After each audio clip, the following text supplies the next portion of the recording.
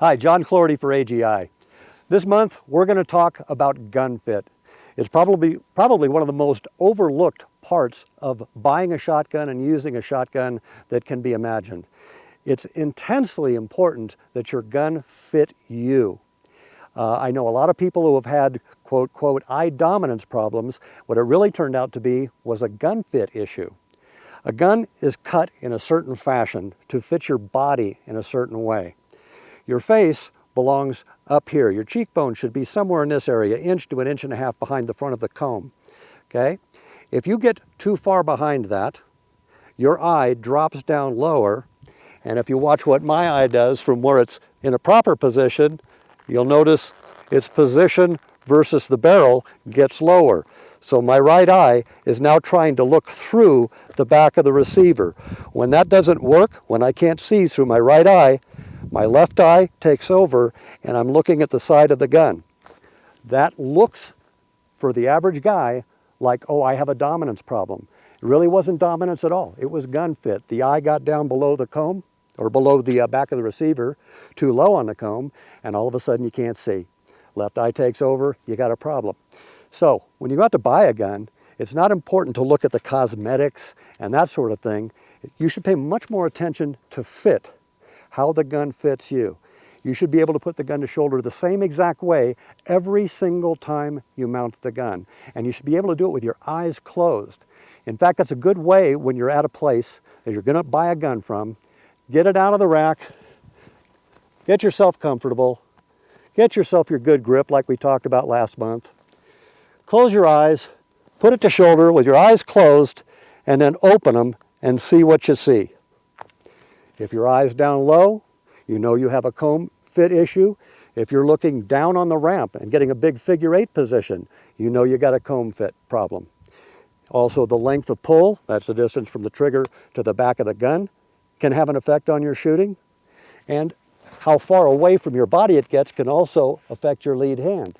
I've seen smaller, particularly women and kids, with stocks that are too long, and their lead hand is all the way up here into the action. Very counterproductive for good shooting, especially when that thing slaps back and catches a finger. It's really terribly important thing to look at that fit before you get into the purchase end of that deal. Okay? Calm, relaxed, close your eyes, give it a test in the field. Make sure it works. Make sure it looks the same way every time you put your face down. Where that comes into play is, again, having everything line up so you don't have to look at the beads to make sure you're in the center of the gun. You want that to come up perfectly every single time you do it. It's a difficult thing to do. It's something that you can practice at home, dry firing, without ever pulling the trigger. You can practice that at home.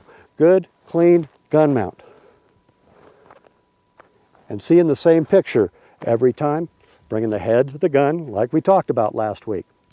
Other issues of importance, recoil pads can make it a lot more comfortable, but even that, with a good recoil pad and the gun being cut the way it is, a little bad stance can make it pretty painful too. I'm going to give you a little demonstration.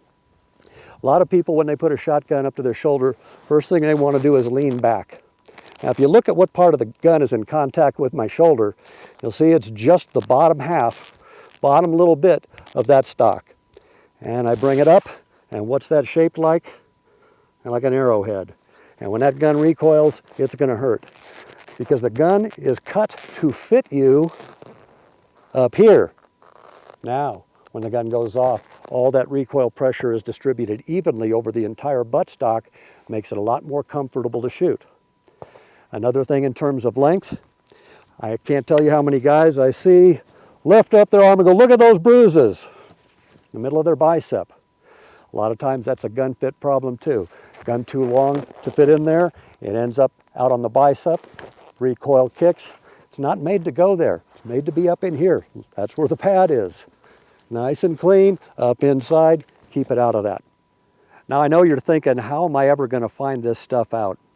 Am I going to be able to go into my local sporting goods store and really get a good gun fit? Well, in practical purposes, the answer is probably no. My suggestion is always to take a lesson from somebody who really knows gun fit. Go to a professional that's out there on the range and can tell you the difference between right and wrong and get you educated before you go into the store to buy a gun. Then you know what to look for, because you really can't leave it in the hands of an $8 an hour high school student working part-time to know whether you've got good gun fit or not. You got to go in forearmed, okay? Check it out before you go in there. That's it for me, John Clordy for AGI. We'll see you next month with our next tip.